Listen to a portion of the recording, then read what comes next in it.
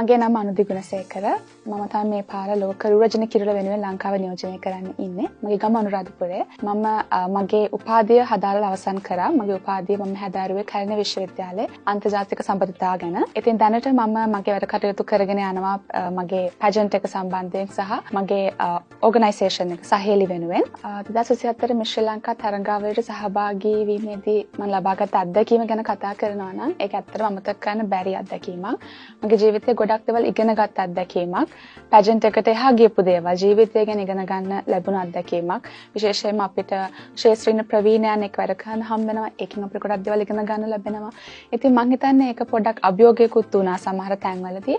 ඒත් මම හිතනවා ඒක මගේ ජීවිතය වෙනස් කරපු අත්දැකීමක් කියලා. මිස් ශ්‍රී ලංකා තරඟාවලියට සහභාගී වෙන්න මාව පෙළඹුව ඇත්තටම මේක අවුරුදු ගානකට කලින් වෙච්ච දෙයක්.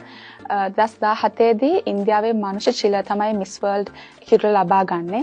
ඉතින් ඒක ඇත්තටම මාව පෙළඹුවා මේ තරඟාවලියට සහභාගී වෙන්න. හැබැයි මම එතකොට ඉස්කෝලේ යන ගමන් හිටියේ. මට හරි වයස ලැබලා තිබුණේ නැහැ මේ පැජන්ට් එකට සහභාගී වෙන්න. ඉතින් අවුරුදු 7කට පස්සේ කොහොම හරි 2024 මිස් ශ්‍රී ලංකා තරඟාවලියට මම ඉදිරිපත් වෙලා ජයග්‍රහණය ලබා ගත්තා. මිස්ව තරඟාවලිය එක්ක මගේ අධ්‍යාපන කටයුතු, එතකොට රැකියා කටයුතු සහ සහේලි ඕගනයිසේෂන් එකේ කටයුතු කරේ කොහොමද කියනවනේ ඒක ලොකු අභියෝගයක්. මට මතක විදිහට මම ඉන්ටර්න්ෂිප් එකක් කරා මගේ කැම්පස් එකේ ෆයිනල් ඉයර් එකේ මම හිටියේ පැජන්ට් එකට යද්දී.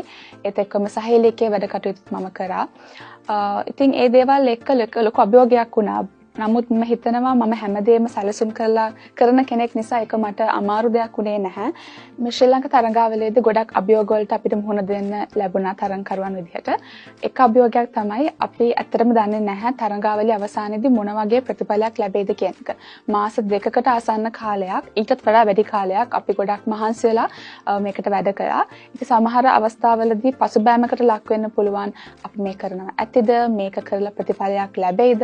මොකද මම කලින් කියෝ වගේ ගොඩක් වැඩ කටයුතු අතර තමයි මම පැජන්ට් එකට සහභාගී වුණේ.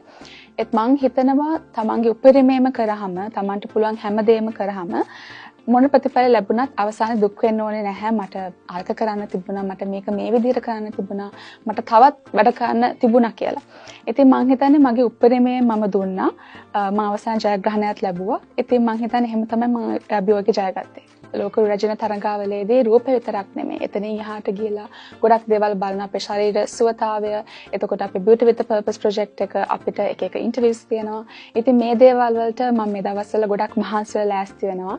එතනදී ජිම් එකට යන එක, අපේ ඩයට් එක ගැන සැලකිලිමත් වෙන එක, එතනින් එහාට ගිහිල්ලා අපේ කමියුනිකේෂන් ස්කිල්ස් හදාගන්න එක. ඉතින් මේ හැමදේම මේ දවස්වල සම්වරව කරගෙන යනවා. මම සහේලි පදනම් පටන් ගත්තේ මීට අවුරුදු 2කට කලින්.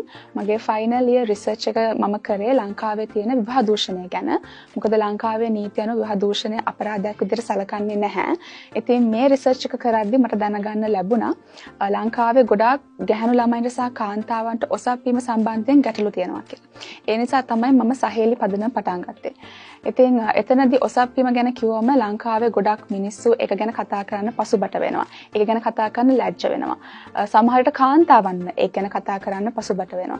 ඉතින් මට ඕනුනේ ඒක වෙනස් කරන්න. ඉතින් සහේලි හරහා ලංකාවේ ඉන්නවා ගැහැණු දරුවන් සහ කාන්තාවන් ඒ සනීපාරක්ෂක තුවා මිලදී ගන්න මුදල් නැති. ඉතින් මම එයාලට උදව් කරනවා. ඒත් එක්කම සනීපාරක්ෂක පැත්තෙන් බැලුවම ගොඩක් ගැහැණු ළමයින්ට පාසල් වල වැසිකිලි පහසුකම් නැහැ, වතුර නැහැ. ඉතින් අපි ඒක වෙනුවෙන් වැඩ කරනවා.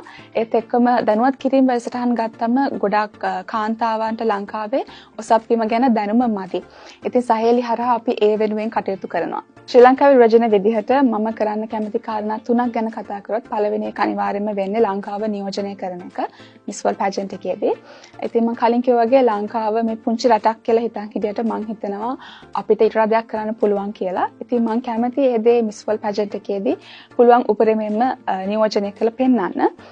දෙවෙනි කාරණාව වෙන්නේ මම කැමති මගේ සහේලි පදනම තවදුරටත් ව්‍යාප්ත කරන්න.